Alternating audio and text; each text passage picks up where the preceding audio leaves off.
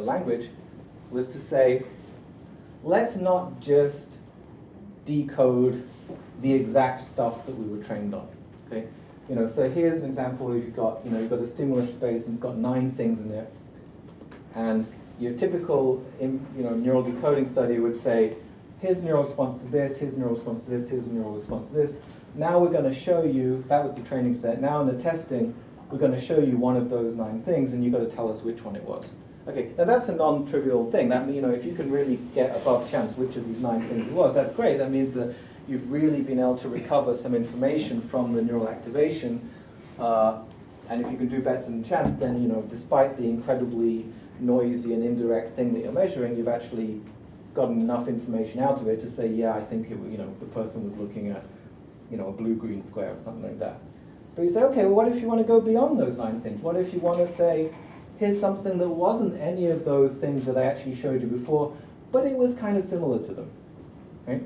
Then in order for, unless your model has some relation, unless your model somehow knows what it actually means for this thing to be kind of similar to these, it wouldn't know what to do with this. It would say, I'm sorry, this wasn't part of my training set.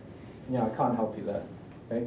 But if it does have a model of the entire space, right, it can say, the entire stimulus space, it can say, oh, well, I didn't see this, but I did see things that are kind of like it, and here's my, my model tells me it's, similar to these things, so the neural response is going to be similar to the neural response to these two. So it allows you to kind of interpolate through your space and to actually respond to new stimuli. So that was really one of the key innovations here. Well, how do you do that? Well, in this case, the model that they have is of how the brain would respond not just to the particular images that they use for their training, but to any image, right? Or at least any black and white image. Because the first step of taking any images, throw all these filters on it, all of these things looking for oriented edges, and see the degree to which each of those filters lands upon something in the image that it likes. Okay? And what they've done in the first part of the training is they've assigned a number to say, well, this voxel responds to this filter to such a degree, this filter to such a degree, this filter to such a degree. So now, because you know how the model relates to these filters, all of these oriented edges, these Gabor patches, you can stick anything in the front end, any image, and see the degree to which it excites those filters. And then you can say, aha, well, that's going to, therefore, we predict that it's going to light up our voxels this much. Okay? So this means that you can actually go and extend beyond your training set for new images. So here's here's a kind of picture of what's going on there. So suppose now in this case, in this early study, they weren't actually reconstructing what the image was, but they'll get to that in a minute. Okay, but they say, okay, here's a new image that I've never shown you before, and I'm going to give you a basket of, in this case, 1, 2, 3, 4, 5 images, but they did it with a really big basket of images, actually. Of all of these 5 images, all of which are new, which one do you think it's most likely that the person's looking at right now, given their brain activation? Okay, so you take the images, you throw all your set of filters on it. So this picture of oranges or grapes or whatever it is, okay, this has got lots of nice sharp edges and a whole range of different orientations. Okay, this one, I don't know, this is some kind of building, I don't know, something inside a building. It's got lots of horizontal and vertical lines, but not very many diagonal lines, very typical of a man-made structure. So these are going to excite the visual filters to different degrees, and they're going to produce different predicted activations across the voxels, because we've joined up in our previous model the degree to which these voxels are weighted. We've assigned weights to the degree to which these voxels are excited by each of these filters. So then you can say, okay, given this image, I predict that the voxel output will look like this. You remember how we're taking a spatial map and we're just stretching it out into a single vector here, because that's just a convenient way to do it. So this kind of one-dimensional thing going up and down actually represents the predicted activation across an entire map of visual cortex. So it's not literally just predicting the map along the activation along one little kind of line drawn through visual cortex. So So for each of these images, you say, okay, here's the degree to which it would excite these different filters.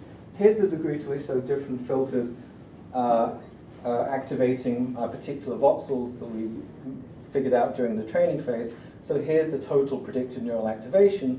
Well, which of these predicted neural activations has the best match, probably assigned just testing using correlation, with what we're actually observing. Whichever one it is, we're going to pick that one. So this image here with the little star next to it, that's the one they ended up picking. Okay? And it turns out it gets it right some very high percentage of the time. I forget what, you'd have to look up what it is, but way, way above chance. Just to kind of look ahead a little bit, in a couple of weeks, we're going to look at Tom Mitchell's paper that also came out in 2008 in Science, looking at decoding the meanings of words. And it did, that's probably the other most complicated thing, which is actually, my hope is it will look a lot less complicated because it really does kind of the same thing as this. Okay? But instead of, the features that get used here are,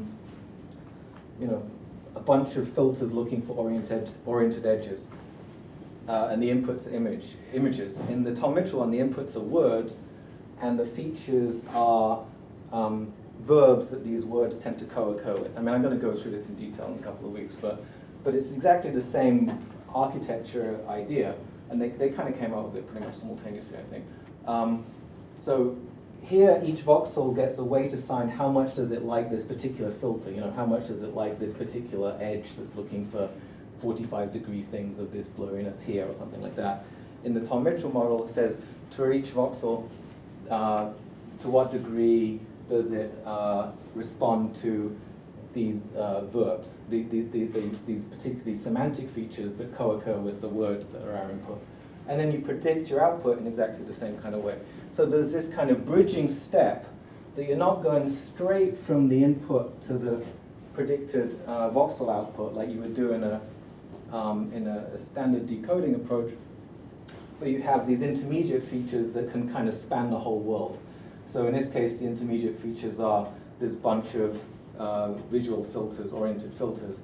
In the Tom Mitchell case, the intermediate features are verbs that co-occur with different frequencies with the nouns that come in.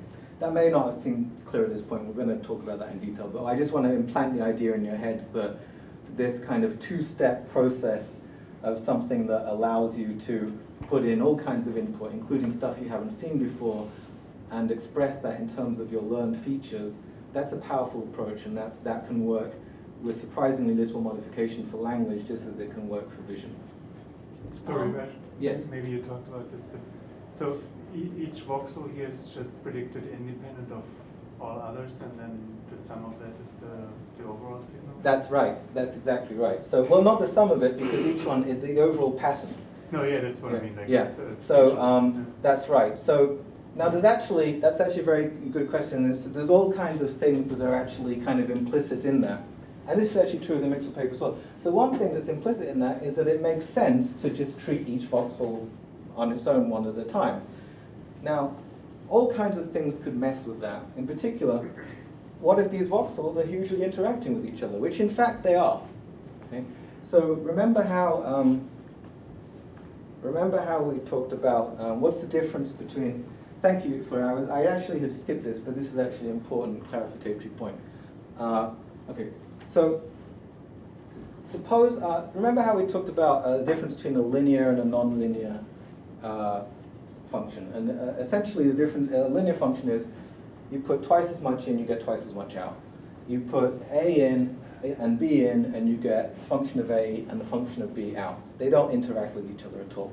And I think it was Molly who came up with this very nice example. It's like putting 2 coins in your pocket, you put them in, and they come out again and still 2 coins. An example of some things that interact with each other is it's like you put a cat and a mouse in your pocket, and they come out and it's just a cat, right? A slightly heavier cat. Okay? So that's a nonlinear interaction. Things are interacting with each other. And thank you so much for that metaphor, by the way. I love that metaphor. Metaphor, copyright, Molly James, 2014. Okay, so what if these voxels are interacting with each other? Okay, one thing that's kind of, if you mess with these kind of models like Florian does, then it's very conspicuous by its absence that there's nothing in here that says, oh, well, hang on a minute, how does voxel 1 interact with voxel 2? And there's all kinds of reasons for thinking that these voxels do interact with each other. For instance, different parts of the visual field interact with each other. You've probably seen this. I'd have to go out the PowerPoint to make a picture of this, but you've probably seen this thing. If you have like just a gray square and like a white background, the gray square looks kind of dark, and if you have the exact same gray square on a black background, the gray square looks kind of light. Okay, it's called simultaneous contrast. But it's exactly the same gray in both cases. Well, what is that? That is an interaction between one part of the visual field and the neighboring parts of the visual field. In fact, it's actually probably a competitive interaction. That it's as if the whiteness from the brightness from outside the square is sort of inhibiting the gray inside the square. That's probably literally what happened. So there's these kind of lateral inhibition interactions between neighboring parts of the visual field. So if suppose there was something really bright, a really strong bright edge happening in voxel 1, and there's just some kind of fairly uniform stuff happening in voxel 2, and voxel 2 is next to voxel 1, both in the brain and in visual space, it's almost certainly the case that voxel 1 would actually actively inhibit voxel 2, okay, would actually be pushing it down. There would be an interaction between these things. That's something nonlinear. This is a linear model. It completely ignores all that. The Tom Mitchell approach also is a linear model and completely ignores all that. Now you might say, well, that's just crazy. How on earth could anyone think that they're going to get anywhere, just ignoring this stuff that we know happens? Well, an interesting thing about linear models is that despite the fact that they ignore all kinds of stuff that we know happens, it's amazing how well you can do by ignoring that stuff. You're definitely not going to capture everything, but you can actually capture quite a lot. And in fact, this model performs way, way better than chance. The Mitchell model performs way, way better than chance. This model actually, just in terms of raw numbers, actually performs quite a lot better than the Mitchell model, which is another way of saying that we understand visual cortex better than we understand how the brain represents words.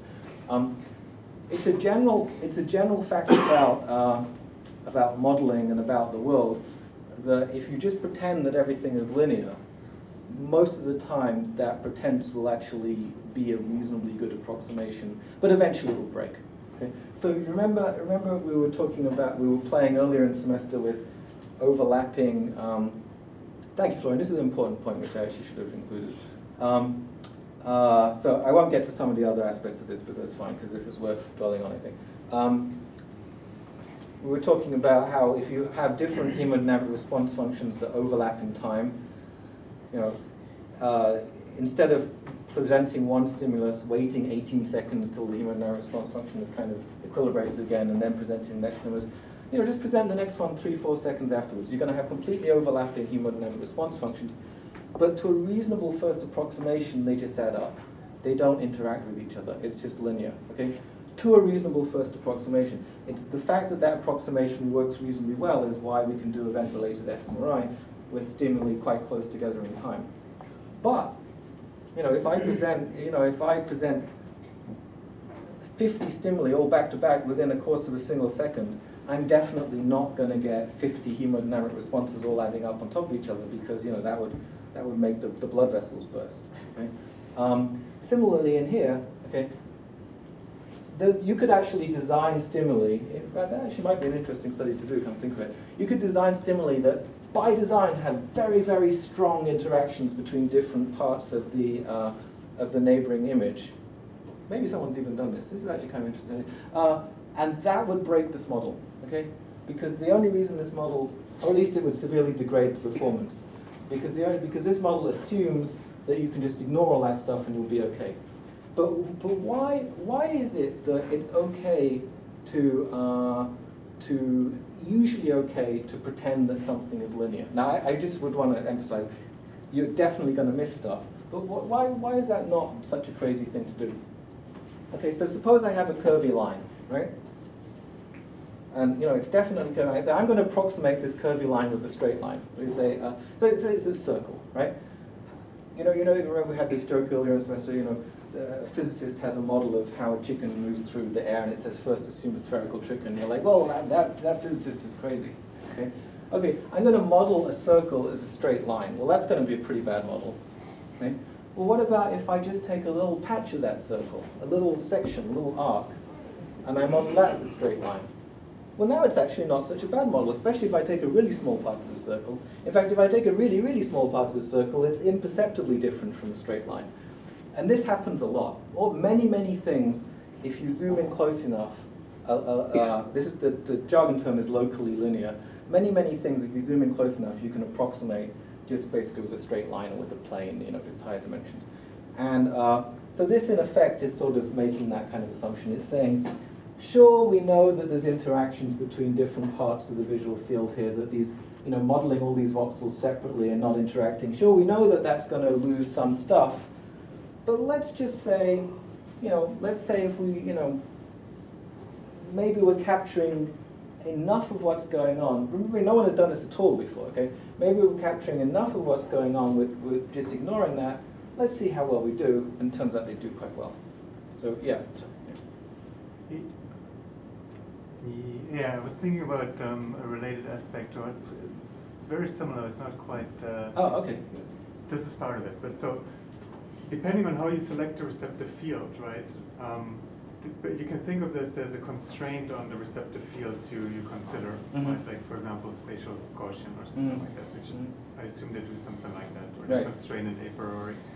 But, how to put this, we think of it as a linear relation, but it doesn't actually have to be, and it's going to be fine for the reasons you've mentioned, but also because what we underlyingly learn this neuron is supposedly linearly sensitive to is actually a combination of what it is really sensitive to and the sum of the inputs of its neighboring connected neurons, which also have some, right? So it works by kind of doing the wrong thing, but it still gets it on average right. So that's for a slightly different reason, right? So that would actually still work even if it was highly nonlinear, unless, let's say, we lived in a world where things that are really far apart from each other contain a lot of information about each other. Right. Then it would. Okay. No, I think that's a good point. Let me see if I can kind of I like to reduce things to crude metaphors. So suppose I said I'm going to approximate everything with a bar, right? Like a bar of a certain thickness, okay? And I have something that's, say, a whole bunch of nonlinear things all next to each other. Like I have a whole bunch of circles in a row, okay? But this whole bunch of circles in a row, if you kind of scrunch your eyes a bit, it looks a bit like a bar of a certain thickness.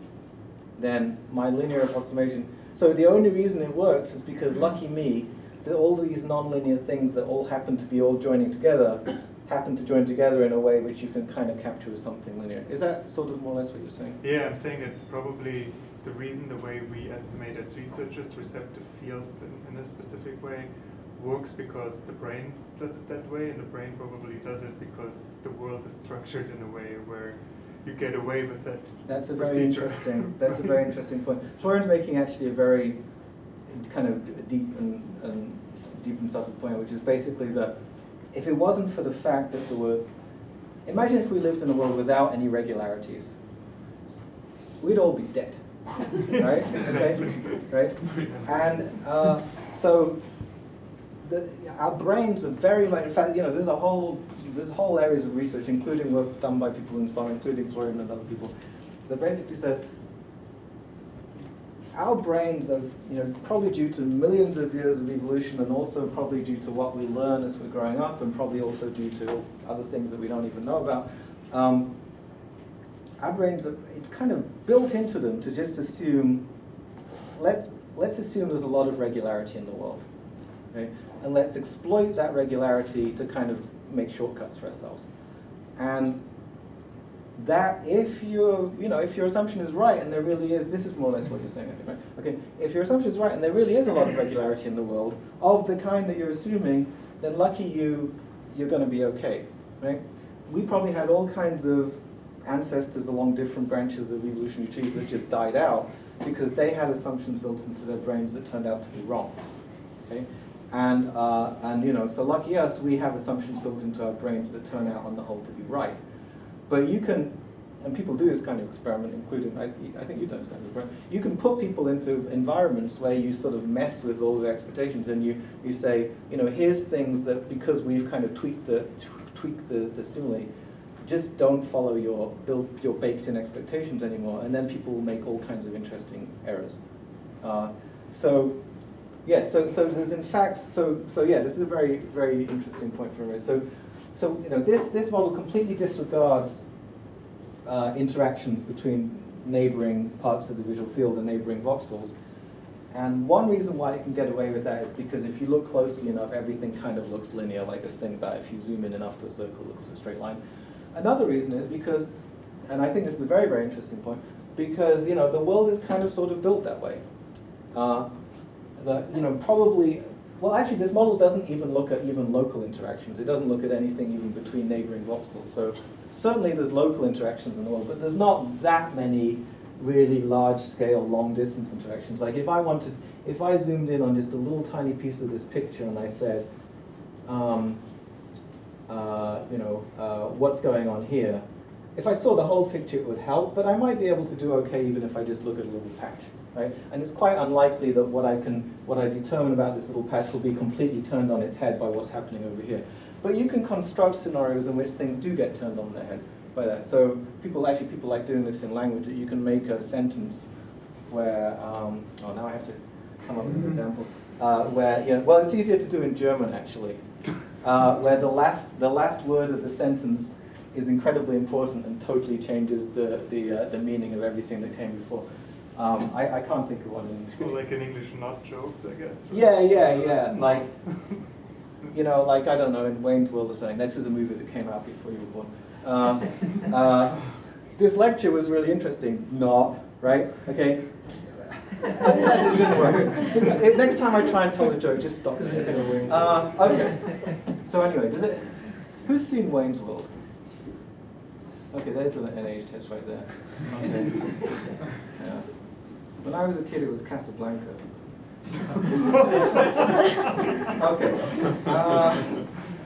Okay. Okay, I'm going to skip quite a lot now, but I think that discussion was worth having.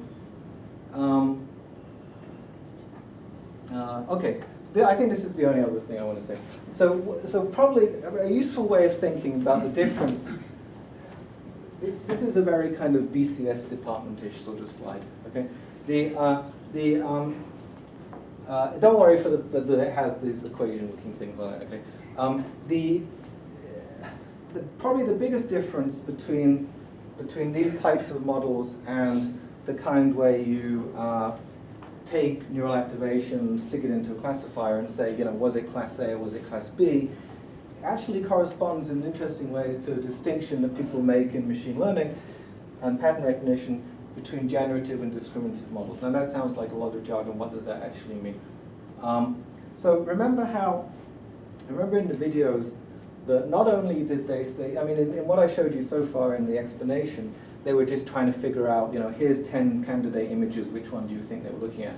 But in the videos, they actually reconstructed, to a surprisingly good degree, what the video looked like that someone was actually watching. Okay, that's why it makes for such a compelling YouTube video. But I don't think you were in the class, but I'll show you the video, so I'll send you the link or something. But now, how can they do that? They can do that because this model allows them not only to say, was it A or was it B, but the model actually allows them to generate and synthesize an image and say, this is the image that I think someone was looking at. Okay, so remember that each of these different voxels is kind of paired with some weight to each of these different kind of filter patches. So you can run the model in this direction, right? And you can say, take an image, throw it into all of these filters, see the degree to which it excites these filters, and then get a weight from that and assign that weight to the voxel. But you can also run it in the other direction. This is kind of an aspect of like a generative model. You can use it to generate stimulus. Okay. Please correct me if I say something that's wrong about generative models. Okay. So you can say, okay, for given voxel, I know that it has particular weights, and these particular weights are assigned, to each of these different filters. So suppose my voxel is active to degree, 0.5. Okay. Then, then I've got a weight of 0.1 with this filter and 0.2 with this filter or something like that. Then I can say, okay, I'm going to make an image that consists of 0.5 times 0.1 of this and 0.2 of that, and whatever the weights are for these. And you'll basically get an image that's a whole bunch of these little filters sitting on top of each other. Now that in itself won't look like anything much at all. It'll just look like a bunch of filters. Okay? But you've got hundreds and hundreds and thousands of voxels. Okay? So then you say, okay, give me that. And then give me one from the next voxel. And then here comes the linearity assumption again. Okay? Take that image that you've made from that and just slap it on top of the previous one. Just add them up. Okay? And do that hundreds of times. What's the thing that comes out at the end? Okay? Well, it turns out that what comes out at the end actually looks very much like a real image. It won't look exactly like one of these images. And I can show you this video again in the last 5 minutes if you want. But the link is in the slide, which actually I don't think I uploaded yet. I'll upload. It's worth watching those videos again, and they might start to make more sense. But that's how they synthesized. That's how they generated these kind of video movies of what they think people were looking at the time. Okay, so if you have so this is what these jargon terms mean. Okay, discriminative model basically says, I don't know if this green is not very clear. Discriminative model basically just says which side of the line do you think you're on. Okay, so you've got the blue here is like the degree to which you think you're on this side of the line. And the red is the degree to which you think you're on this side of the line. And if the blue is higher than the red, then the conclusion is, yep, I guess I'm on this side. And if the red is higher than the blue, then the conclusion is, yep, I'm on that side. And you can discriminate between being on this side and being on that side. Okay? That's a discriminative model. Whereas a generative model says, no, I actually want to try and figure out what is the actual distribution of things that's coming in. I want to actually try and kind of make a model of what's out there in the world, and try and actually represent that, not just in terms of which side of some boundary is it on, but in terms of what's the actual kind of how are things actually distributed out there. So in fact, the way this is from if you ever want to read anything about machine learning, read something by Christopher Bishop. He writes very well, and this is a good book. So this is from that book. The way these are drawn is such that if you want to actually decide is something more likely to be a blue thing or a red thing, then the decision point will actually be in exactly the same place. Okay, so if all you care about is, are you this thing that's coming in, which class does it belong to? You'll do just as well with this model that just says, I'm basically just going to tell you how much I think you're on one side or the other side, as you will with this one that says, what's the overall distribution in the world, and then given that overall distribution in the world, the stuff that's coming in, how well does it fit with this distribution, and how well does it fit with this distribution, and given how well it fits with these two distributions, which one do you think it came from? Okay, that's how you would do discrimination using a generative model, but you can also do generation using a generative model. You can also say, okay, give me an example of stuff that's from the blue distribution. You say, okay, I'm going to sample from this blue distribution. I'll get a whole bunch of things from here, not as many things from here, some extra things from here. So you can actually sort of, to some degree, reconstruct what your model thinks the world out there looks like. So, okay, so we spent a bit of time talking about linear stuff. I'm going to skip some of this description of exactly what's going on in that second video, but anyway, it's actually not as important. Okay, so to summarize. I think if you've gotten the idea of a receptive field of a voxel, and if you've gotten this idea of how receptive fields, how it kind of it starts to decide what the receptive field, estimate what the receptive field for a voxel is, and what it can do with that, then you've gotten the key point. All those things that I just skipped over are not that important. Okay, so this is a generative model of neural activation as opposed to a discriminative model, meaning that it doesn't just say, do I think it was in class A or class B? It says, what's the stuff that the world is made out of, and how is it distributed? In this case, the stuff is these filter banks. Okay? Actually, for some reason in the fMRI literature, these are typically referred to as encoding models and decoding models, but these are different kind of jargon terms for the same thing. Okay? And you can use that to actually synthesize or generate what you think somebody was seeing. So that's how these very impressive YouTube videos are made of, here's the movie that we think someone was looking at. And okay, I'll just show you this one image, because this is kind of good to know. So these were like these flattened maps. I don't know if you remember in the video, they kind of took the brain and unrolled it and flattened it out. It looks very pretty. It's a nice way of looking at the brain. But the key thing here is the brightness here is the degree to which the model succeeded in capturing what was going on in a given voxel. Okay? And the key thing that I wanted to get here is there's a few bright patches, but there's lots of dark patches. Okay? So this is a very, very nice, good model. This is about as good as we've got right now. Okay? And it does a good job of explaining some mid-level visual cortical areas to some degree. And all of this stuff, it doesn't really get explained at all. And that's pretty much where we are in our understanding of the brain. Okay? So we're not short, there's no shortage of open questions here. And I think that's something really to bear in mind when you think, oh man, these models look so sophisticated, they look so complicated, you know, what on earth is there left? This is kind of the question you've got to ask yourselves in your project. You know, at first it will look like, oh, there's nothing left to ask. Okay? There's lots of stuff left to ask. It might take a little bit of hunting to figure out what it is, but you see all this gray stuff here? This is the stuff left to ask. Okay. So anyway, okay, thanks very much. So anyway, so send me by email what you found, those answers to those questions about, you know, find a recent review, what's the open question, why should someone care about it?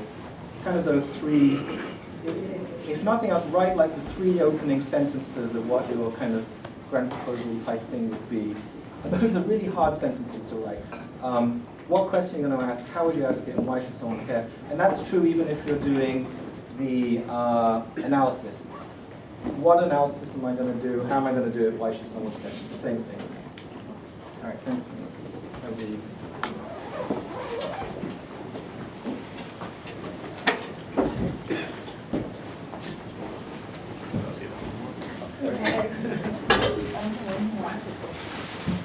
And for people who are going to dinner with me and Ben, then we're going to head off in a bit. Where's it going to be? We decided we're going to go to Tap and Melon. Okay. In fact, I got to call them up actually. Well, I'll do it. I'll okay. do it. What should I tell them? Like 8 people? Yeah, that should be fine. Okay. You won't care if it's... Yeah. Okay. Okay, cool. So I'll see you there. Okay. Brilliant. Thank you very Do you much. mind if I hop in on that? I would love it if you hopped in on that. Great. We're shooting this for 5. Yeah, I got it. Yeah. I don't know, actually. Well, I'm going to go to my car sort of right now. Hey, is you coming along? Yeah, are you going to be able to give me a ride Yeah. there and Yeah. back? And Which is a lot, Yes. actually. There Yeah, but it's depends how long you want to stay on back. Okay.